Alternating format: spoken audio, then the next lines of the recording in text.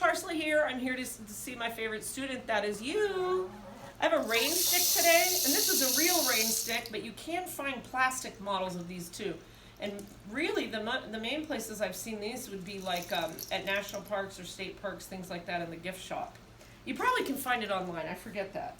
Okay, but it's really nice to go like this and listen. And we've got our hands. So we're doing some gross motor here. I want you to try that. Do we do up, I'm going to help you.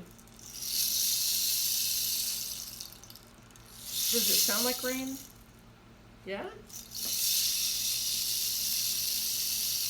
Now I want you to take both hands and put them on there. I'm going to pull up, up, down, up, down, up, down. So we're working on some arm strength and some control and also some position words.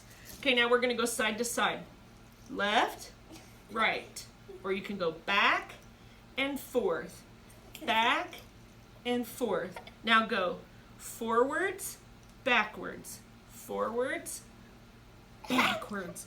Up high, down, low. Front, back. Push, pull. Push, pull.